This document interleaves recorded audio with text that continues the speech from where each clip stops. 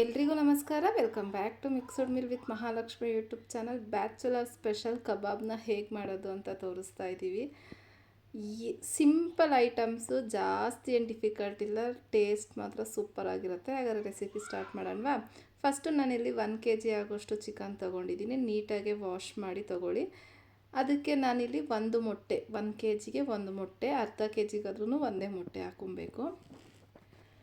ಒಂದು ಮೊಟ್ಟೆ ಆದಮೇಲೆ ನಾನಿಲ್ಲಿ ಸ್ವಲ್ಪ ಒಂದು 8ರಿಂದ 9 ಎಸಳು ಬೆಳ್ಳುಳ್ಳಿನ ಜಜ್ಜಿ ತೊಗೊಂಡಿದ್ದೀನಿ. ಸಿಪ್ಪೆ ಏನು ತೆಗಿಬೇಡಿ, ಹಾಗೆ ಜಜ್ಜಿ ಹಾಕ್ಕೊಳ್ಳಿ. ಬೆಳ್ಳುಳ್ಳಿ ಹಾಕ್ಕೊಳ್ಳಿ. ಬೆಳ್ಳುಳ್ಳಿ ಆದಮೇಲೆ ಕರಿಬೇವಿನ ಸೊಪ್ಪು ಹಾಕ್ಕೊಳ್ಳಿ. ಶುಂಠಿ ಬೆಳ್ಳುಳ್ಳಿ ಪೇಸ್ಟ್ 1 ಟೇಬಲ್ ಸ್ಪೂನ್ ಹಾಕ್ಕೊತಾ ಇದ್ದೀನಿ. ಬೆಳ್ಳುಳ್ಳಿ ಹಾಕೋದ್ರಿಂದ ಟೇಸ್ಟ್ ತುಂಬ ಚೆನ್ನಾಗಿರುತ್ತೆ. ಶುಂಠಿ ಬೆಳ್ಳುಳ್ಳಿ ಹಾಕಿದ್ದೀವಿ ಅಂತ ಬೆಳ್ಳುಳ್ಳಿ ಸ್ಕಿಪ್ ಮಾಡಬೇಡಿ, ಅದನ್ನು ಹಾಕಿ. ಮತ್ತು ಇಲ್ಲಿ ನಾನು ತೇಜು ಕಬಾಬ್ ಮಸಾಲಾನ ಯೂಸ್ ಮಾಡ್ತಾಯಿದ್ದೀನಿ.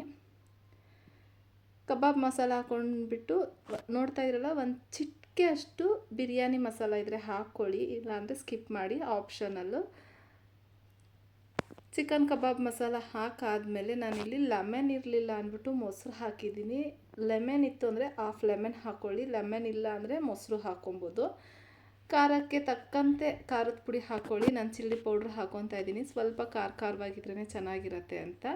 ಇಷ್ಟೆಲ್ಲ ಹಾಕಿ ಚೆನ್ನಾಗಿ ಮಿಕ್ಸ್ ಮಾಡಬೇಕು. ನಾನು ಉಪ್ಪು ಹಾಕಿಲ್ಲ, ಯಾಕಂದರೆ ಕಬಾಬ್ ಪೌಡ್ರಲ್ಲೇ ಉಪ್ಪಿರುತ್ತೆ. ನಾನಿಲ್ಲಿ 2 ಪ್ಯಾಕೆಟ್ ಅಷ್ಟು ಕಬಾಬ್ ಪೌಡ್ರ್ ಹಾಕಿದ್ದೀನಿ.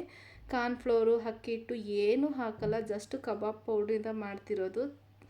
ಸೂಪರಾಗಿರುತ್ತೆ, ಅದಕ್ಕೆ ಹೇಳಿರೋದು ಬ್ಯಾಚುಲರ್ ಸ್ಪೆಷಲ್ ಅಂತ. ಸೊ ಹಾಗಾಗಿ ಚೆನ್ನಾಗಿ ಕ್ಯೂಚಬೇಕು. ಕೈಯಲ್ಲಿ ಎಷ್ಟಾಗುತ್ತೋ ಅಷ್ಟು ಮ್ಯಾರಿನೇಟ್ ಮಾಡೋಕ್ಕೆ ಚೆನ್ನಾಗಿ ಮಿಕ್ಸ್ ಮಾಡಿ 1ರಿಂದ 2 ಅವರ್ ಫ್ರಿಡ್ಜಲ್ಲಿ ಇಟ್ಬಿಡಿ. 1ರಿಂದ 2 ಅವರ್ ಫ್ರಿಡ್ಜಲ್ಲಿ ಇಡ್ತಾಯಿದ್ದೀನಿ. ಫ್ರಿಡ್ಜಲ್ಲಿ ಇಟ್ಟಾದಮೇಲೆ ತೋರಿಸ್ತಾ ಇದ್ದೀನಿ ನಾನು. ನೀವು ನೋಡ್ತಾ ಇರ್ಬೋದು, ಒಂದು ಚೂರು ನೀರು ಬಿಟ್ಟಿಲ್ಲ. ಎಷ್ಟು ನೀಟಾಗಿ ಮ್ಯಾರಿನೇಟ್ ಆಗೈತೆ ಅಂದರೆ ಸೂಪರಾಗಿ ಮ್ಯಾರಿನೇಟ್ ಆಗಿತ್ತು. ಫ್ರಿಡ್ಜಿಂದ ತೆಗೆದು ಒಂದು 10-15 ನಿಮಿಷ ಆದಮೇಲೆ ಎಣ್ಣೆ ಕಾಯಕ್ಕೆ ಇಟ್ಟಿದ್ದೆ. ಎಣ್ಣೆ ಕಾದಾದಮೇಲೆ, ಎಣ್ಣೆ ಚೆನ್ನಾಗಿ ಕಾದಿರಬೇಕು. ಕಾದಾದಮೇಲೆ ನಾವು ಮ್ಯಾರಿನೇಟ್ ಮಾಡಿರೋಂತಹ ಚಿಕನ್ ಪೀಸ್ಗಳನ್ನ ಬಿಡ್ತಾಯಿದ್ದೀನಿ. ನೀಟಾಗಿ ಬಿಟ್ಟಾದಮೇಲೆ ಒಂದು 10ರಿಂದ 15 ನಿಮಿಷ ಚೆನ್ನಾಗಿ ಫ್ರೈ ಮಾಡ್ಕೊಬೇಕು. ಅಲ್ಲಿ ಬಬಲ್ಸ್ ಬರ್ತಾ ಇದೆಯಲ್ಲ, ಆ ಬಬಲ್ಸ್ ಎಲ್ಲ ಬಬಲ್ಸ್ ಎಲ್ಲ ಕಂಪ್ಲೀಟ್ಲಿ ಹೋಗಿರುತ್ತೆ. ಆ ಟೈಮಲ್ಲಿ ಕಬಾಬ್ ಆಗಿದೆ ಅಂತ, ರೆಡಿ ಆಗಿದೆ ಅಂತ ಅರ್ಥ. ತೋರಿಸ್ತಾ ಇದ್ದೀನಲ್ಲ, ಸ್ವಲ್ಪ ಲೈಟಾಗೆ ಬಬಲ್ಸ್ ಹೋಗಿದೆ. ಇವಾಗ ಬಬಲ್ಸ್ ಎಲ್ಲ ನೀಟಾಗಿ ಹೋಗಿ ಚಿಕನ್ ಎಲ್ಲ ಚೆನ್ನಾಗಿ ಫ್ರೈ ಆಗಿದೆ. ಇವಾಗ ಎತ್ಕೊತಾ ಇದ್ದೀನಿ. ಚಿಕನ್ ಎಲ್ಲ ಸೂಪರಾಗಿ ರೆಡಿ ಆಗಿತ್ತು.